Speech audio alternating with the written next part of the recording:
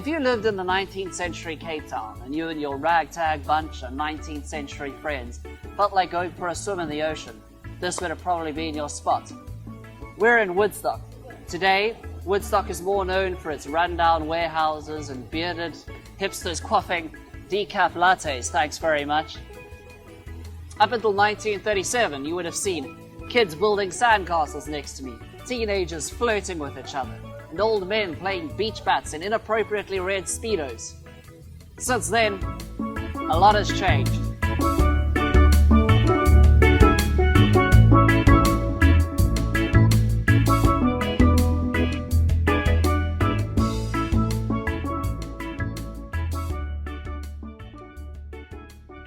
Woodstock is one of the oldest suburbs in Cape Town. It began its life in 1788 when Peter von Papendorp moved into the area.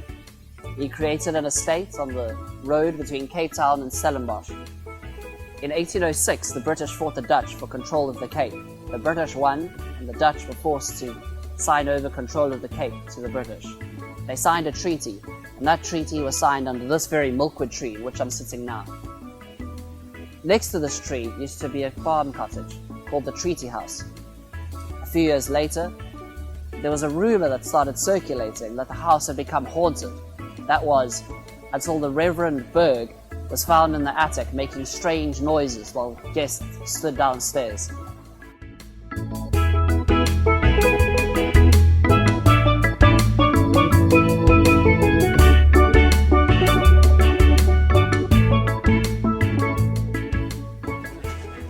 By the early 1800s, farmers' cottages and fishermen's houses had started being built in the area.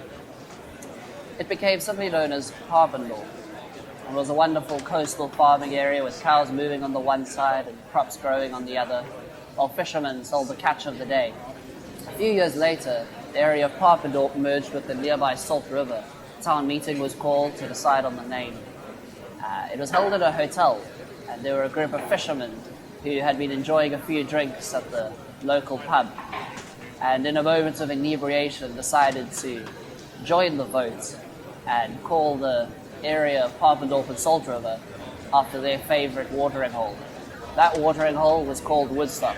Because there were more drunk fishermen than sober townspeople, the name of Woodstock got passed.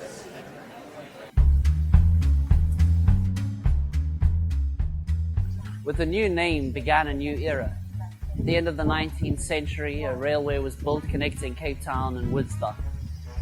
Woodstock would forever change from a quaint farming town to an industrialized urban area. The diamond rush in Kimberley brought lots of money into the city. One story perfectly illustrates this. The story of a man who'd stolen £20,000 worth of illicit diamonds in Kimberley. He ran down to Cape Town being chased by the cops.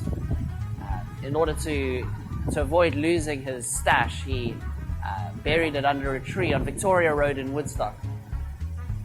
Unfortunately, he got found by the cops and charged on another count. When he got out of jail, he decided to go and fetch his bounty from under the tree. Unfortunately, the tree had been chopped down and a road had been built over where his diamonds had been.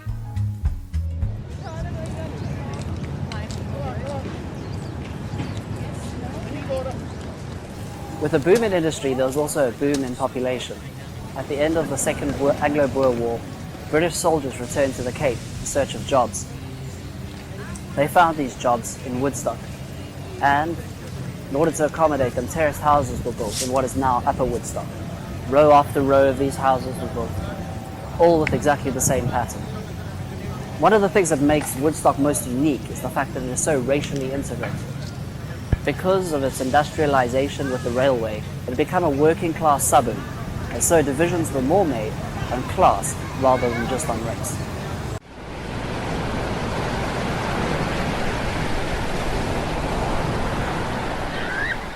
With a growing Cape Town population and not a lot of space to expand, the decision was made in 1937 to reclaim the foreshore.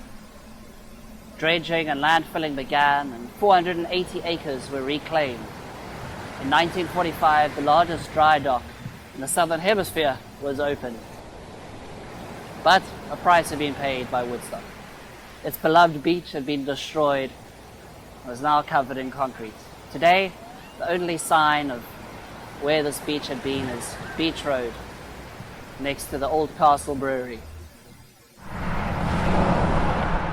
By the end of the 20th century, Woodstock had become dilapidated. The buildings had become run down and crime had started rising in the area. By the mid-2000s, investment started coming in again to Woodstock. People transformed the old biscuit mill. The old Castle Brewery was turned into a group of offices. Woodstock was once again, and is still again, on the rise. It's becoming a trendy, upmarket area.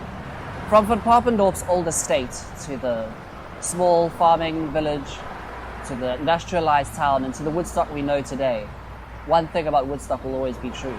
It will always be in flux.